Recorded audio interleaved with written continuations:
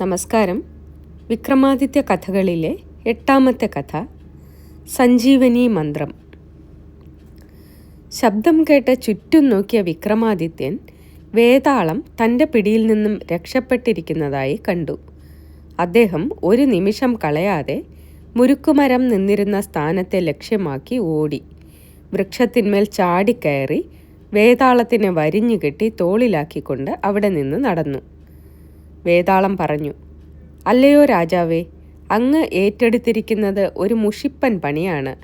അതുകൊണ്ട് നമ്മുടെ യാത്രയുടെ വൈരസ്യം തീർക്കുവാൻ വേണ്ടി ഞാൻ വേറൊരു കഥ പറയുന്നുണ്ട്. അങ്ങ് ശ്രദ്ധിച്ചു കേട്ടാലും.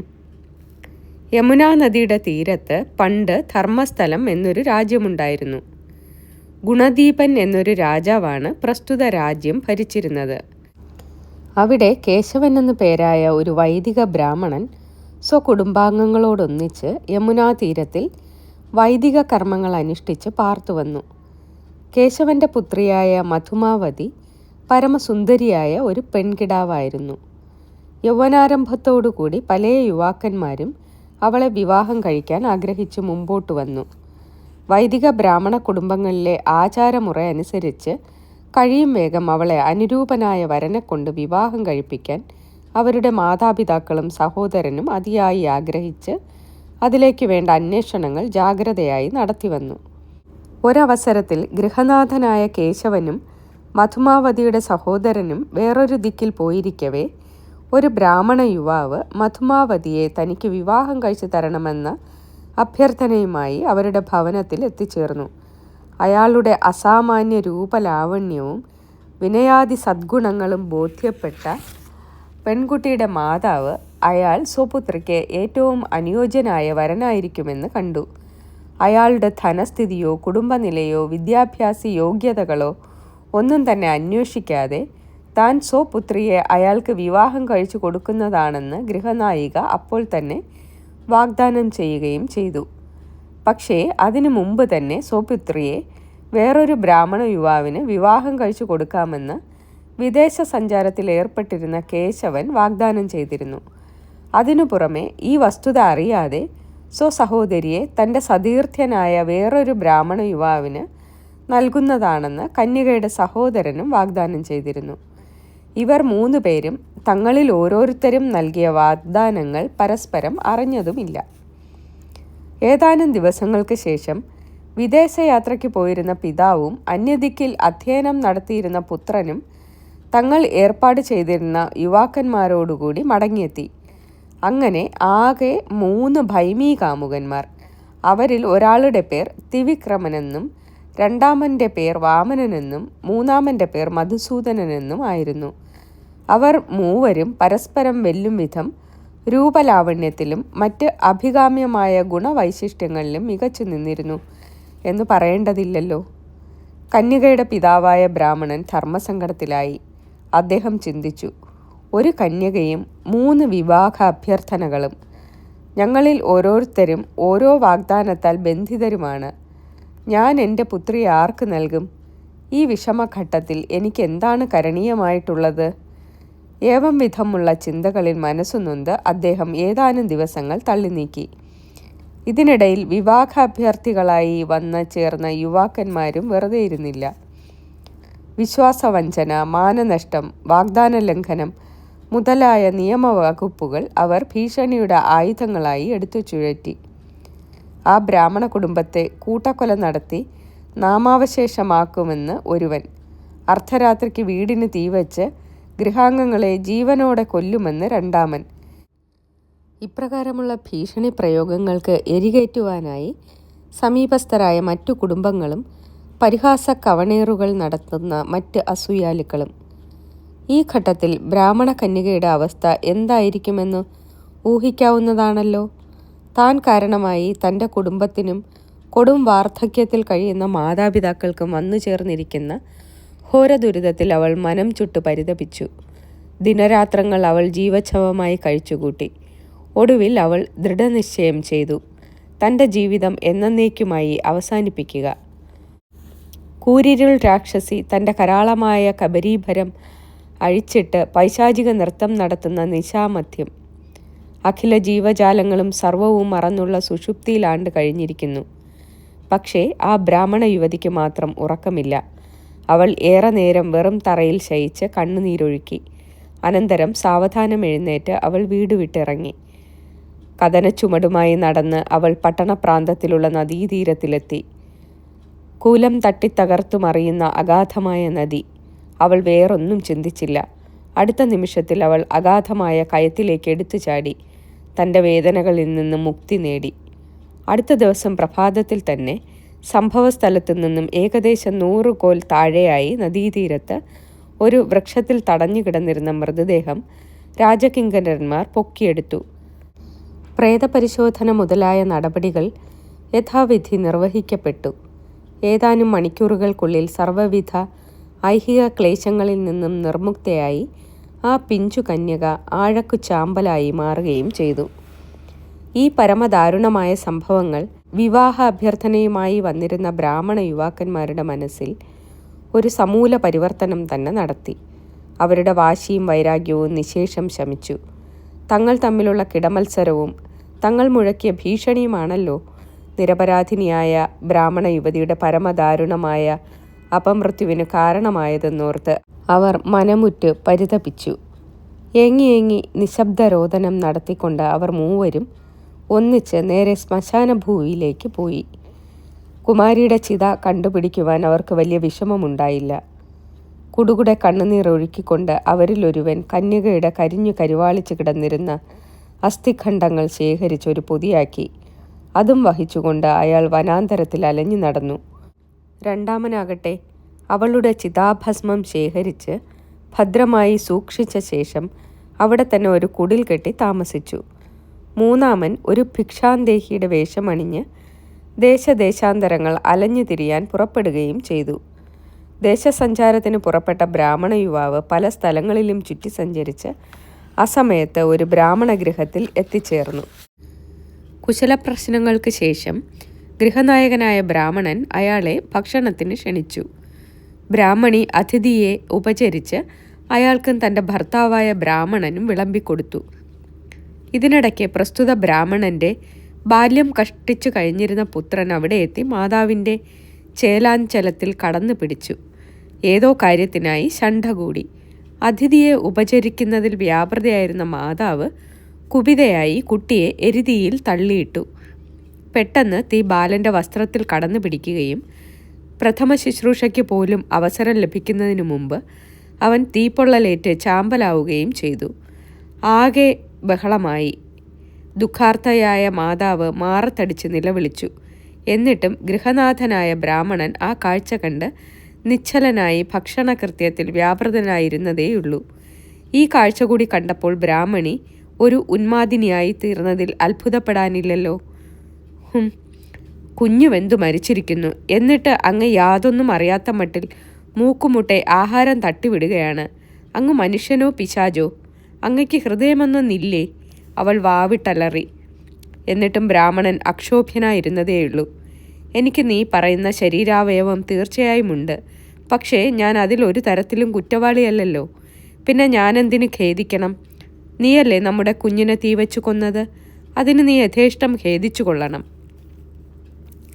അയ്യോ, എൻ്റെ ഭർത്താവിൻ്റെ വാക്കുകളല്ലേ ഞാനീ കേൾക്കുന്നത്? ബ്രാഹ്മണിയുടെ രോദനം വർദ്ധിച്ചുകൊണ്ടേയിരുന്നു. ഈ കാഴ്ച കണ്ട ഭിക്ഷാന്തേഹി പെട്ടെന്ന് ചാടി എഴുന്നേറ്റ് കൈ കഴുകി. ഉടൻ ഗൃഹനായകൻ ചോദിച്ചു, അങ്ങെന്താണ് ഭക്ഷണം കഴിക്കാതെ പെട്ടെന്ന് എഴുന്നേറ്റത്? അങ്ങേക്ക് വിശപ്പില്ലേ? അതോ ഇവിടുത്തെ അല്പമാത്രമായ വിഭവങ്ങളും മോശമായ പാചകരീതിയും അങ്ങേക്ക് ഇഷ്ടപ്പെട്ടില്ലെന്ന് വരുമോ? ഭിക്ഷാന്തേഹി കഠിനമായ അമർഷത്തോടുകൂടി പറഞ്ഞു, ഇത്രയ്ക്ക് രാക്ഷസീയമായ ഒരു കൊലപാതകം ഇവിടെ നടന്നിരിക്കുന്നു. അതും നിരപരാധിയായ ഒരു പിഞ്ചോമനയുടെ ദാരുണമായ കൊലപാതകം. എന്നിട്ട് ആ കുഞ്ഞിൻ്റെ പിതാവ് പ്രഥമ ശുശ്രൂഷ പോലും ചെയ്യാതെ അക്ഷോഭ്യനായിരിക്കുകയും ചെയ്യുന്നു. അത്തരമൊരു വീട്ടിൽ നിന്ന് ഞാനെങ്ങനെ ഭക്ഷണം കഴിക്കും? ഓ, അത് സാരമില്ല. അങ്ങ് സമാധാനമായിരിക്കണം. അർത്ഥഗർഭമായ ഒരു മൃദുസ്മിതത്തോടുകൂടി ഗൃഹനായകൻ പറഞ്ഞു. അനന്തരം അയാൾ അവിടെ നിന്ന് പോയി ഒരു ജലപാത്രത്തിൽ കുറേ വെള്ളവും കയ്യിലൊരു ഗ്രന്ഥവുമായി മടങ്ങിയെത്തി. ഈ സമയം അത്രയും അയാൾ ഗ്രന്ഥം നോക്കി ഏതോ മന്ത്രം ഉരുവിട്ടുകൊണ്ടിരുന്നു. അനന്തരം അയാൾ താൻ കൊണ്ടുവന്നിരുന്ന ജലപാത്രത്തിൽ നിന്ന് കൈക്കുമ്പിൾ നിറയെ ജലമെടുത്ത് ദേഹമാസകലം പൊള്ളലേറ്റ് മരിച്ചു കിടന്ന സ്വപുത്രൻ്റെ ശരീരം മുഴുവൻ തളിച്ചു. അല്പസമയം അതാ ബ്രാഹ്മണ ബാലൻ ഉറക്കത്തിൽ നിന്നെന്ന പോലെ കണ്ണുമിഴിച്ച് എഴുന്നേൽക്കുന്നു. പശ്ചാത്താപ നിമഗ്നയായ മാതാവ് പുത്രനെ സ്വഗാത്രത്തോടണച്ച് തെരുതെരെ ചുംബിച്ചു. യാതൊന്നും സംഭവിക്കാത്ത മട്ടിൽ ബാലൻ തുള്ളിച്ചാടി അവിടെ നിന്ന് നിഷ്ക്രമിക്കുകയും ചെയ്തു. ഈ ദൃശ്യം കണ്ട് എന്തെന്നില്ലാതെ വിസ്മയിച്ച ഭിക്ഷാന്തേഹി സ്വയം ചിന്തിച്ചു, മരിച്ചവരെ ജീവിപ്പിക്കാൻ കഴിവുള്ള ഈ അത്ഭുത ഗ്രന്ഥം തൻ്റെ പക്കൽ കിട്ടിയിരുന്നെങ്കിൽ അതിൻ്റെ സഹായത്തോടുകൂടി മന്ത്രമുച്ചരിച്ച് എനിക്ക് എൻ്റെ പ്രേയസിയെയും പുനർജീവിപ്പിക്കാൻ സാധിക്കുമായിരുന്നില്ലേ? പിന്നീട് അയാളുടെ ചിന്ത മുഴുവൻ ആ വഴിക്ക് തിരിഞ്ഞു. ഏവം വിധമുള്ള ചിന്തകളോടുകൂടി അയാൾ ഭക്ഷണം കഴിച്ച ശേഷം അവിടെ തന്നെ ഇരുന്നു. പകൽ കെട്ടടങ്ങി, രാത്രിയും സമാഗതമായി.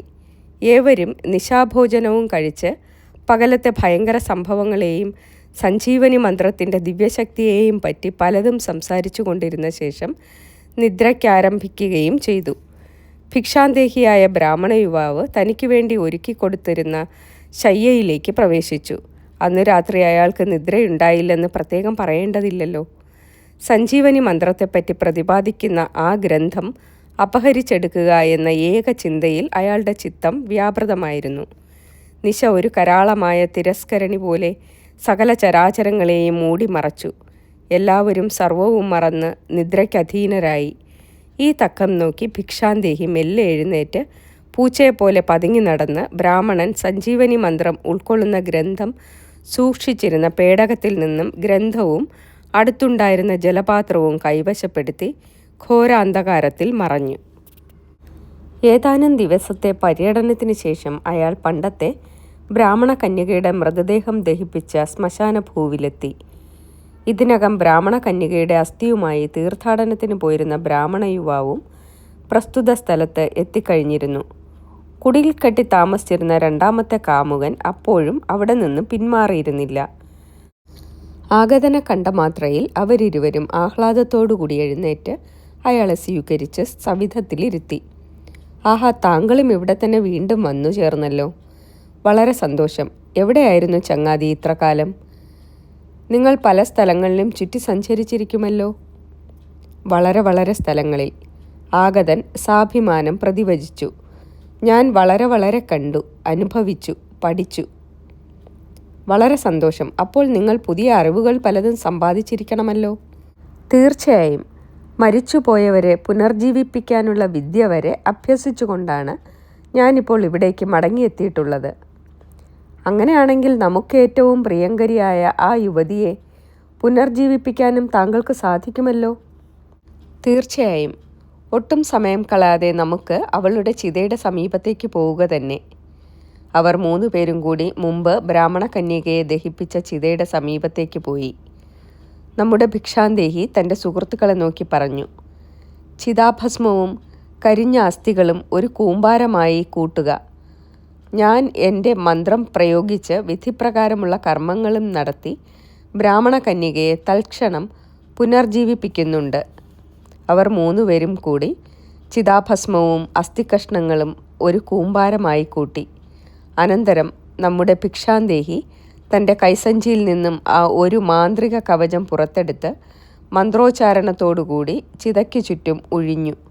കൈക്കുമ്പിളിൽ തീർത്ഥജലം തളിക്കുകയും ചെയ്തു. എന്തത്ഭുതം! ഉത്തരക്ഷണത്തിൽ ചിത ഒന്നുലഞ്ഞു.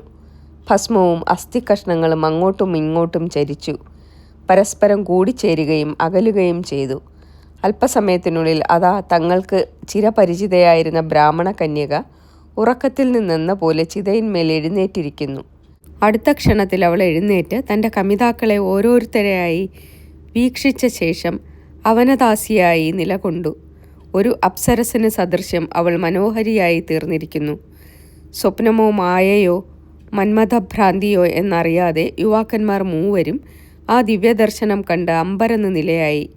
പക്ഷേ ഈ അവസ്ഥ അല്പനേരത്തേക്ക് മാത്രമേ നിലനിന്നുള്ളൂ. പ്രാഥമിക വിഭ്രാന്തി കെട്ടടങ്ങിയതോടുകൂടി അവർ 3 പേരും മന്മഥഭ്രാന്തിക്ക് വിധേയരായി. ആ ആലോക ലാവണ്യപൂരം സ്വന്തമാക്കാൻ അവർ 3 പേരും ഏകകാലത്ത് വെമ്പൽ കൊണ്ടു.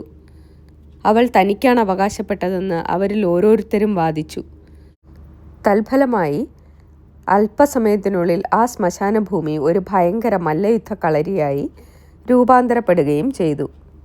കഥ ഇത്രത്തോളം വിസ്തരിച്ചു പറഞ്ഞ ശേഷം വേതാളം പറഞ്ഞു, അല്ലയോ മഹാരാജാവേ, അവർ 3 പേരിൽ ആരാണ് ആ ബ്രാഹ്മണ കന്യകയ്ക്ക് അവകാശി? അല്ലെങ്കിൽ അവൾ ആരുടെ ഭാര്യയായി തീരും? വിക്രമാദിത്യൻ പ്രതിവചിച്ചു.